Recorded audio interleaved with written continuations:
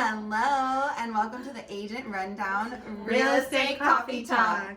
I'm Angel. I'm Andrea. And Marie. And today we're going to be talking about HOA, which is Homeowners Association. So Anne Marie, do you want to take us away? Yeah, well, the Homeowners Association is exactly that. It's an association by homeowners.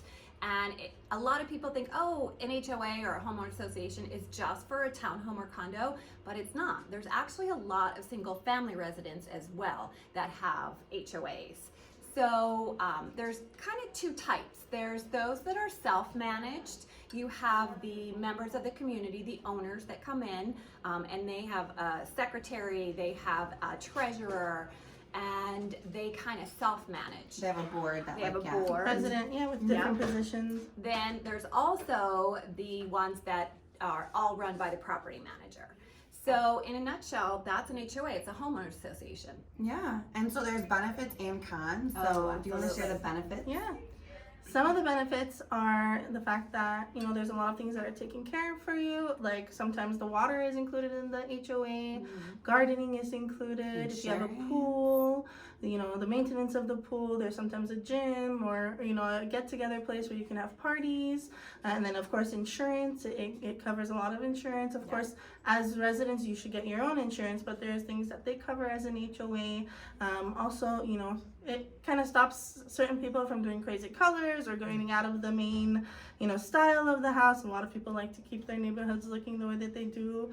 And so it does give regulations, but there's plenty of benefits. There are some cons though too. I mean, if depending on how you look at it. And Angel, tell us about it. So there are definitely cons. One is being the fact that there's fees associated with it. Of course, you have to pay for it to be managed. Sure. Yeah. The other one is that you don't have the freedom to do whatever you want. So if that's the type of situation you want, then an HOA is not for you. And that if the HOA hasn't been managed well, and I've actually recently dealt with probably the worst I've ever heard of. Yeah, like I've had pretty bad ones too. It gets really costly for the residents, and for instance, this one was even so bad that they didn't pay the water electric, and they had owed 6 figures to the water electric, so they were turning it off for everyone in all the buildings. And wasn't it right before Christmas? Yes. Yeah. And that is crazy. Or if they're not managed well, then they have special assessments, because there's no such thing as usually people are paying into a reserve, so when something comes up, then the HOA takes care of it, which is an amazing benefit. Right. But if it hasn't managed the money properly, then they have to give you a special assessment, which gets very costly. It can get Another costly. thing to really be aware of, if you are buying a townhouse or a condo, make sure that you look at the HOA documentations, the CCNRs, the bylaws, and the rules. Like if you're buying something and one day down the line you want to rent that out, you should have the opportunity to be able to do that, and it'll state it all in the might not be HOA. able to. Yeah, You want to make sure they have rules for that. Absolutely. Usually a percentage of number of units that can be rented. Yeah.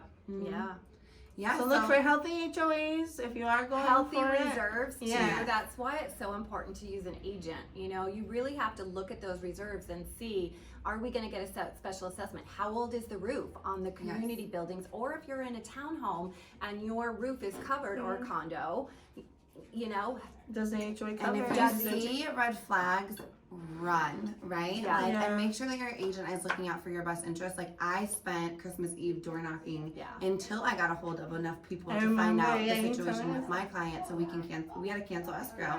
But if we didn't, it would have cost her so much money later. A deposit. And sometimes termites involved also. Yeah, exterior of the building. Takes care of a And lot that's of termite. expensive. 90% of the time, townhouses and condos don't have termite, and if they are on the outside of it, the HOA is responsible for it. And usually HOAs are pretty well managed. And so as long as you have a healthy HOA, it's definitely a perk and positive. Unless you want to have the freedom to do whatever you want. Right. Like paint your house Blue. pink. Pink.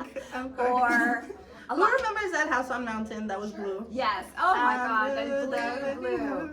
But a lot of it also is cars. You can't have you can't put an RV there. Some of them, if you have a truck, there's a 1-ton limit. So really, even if you're buying a single family home, if you think, oh no, everything's fine, you need to read those CCNRs. Right. You need to know all about it, because you might not be able to park your work truck if it's got a logo or an emblem on it. All in all, you as a buyer knows what's important to you, what you want, and what you don't want. So making those decisions is something that you should consider before, you know, Absolutely. you start looking for what type of property you're gonna get. Read those HOA docs. Yes. And until next time, we'll see you. Have a great Bye. week. Bye. Bye.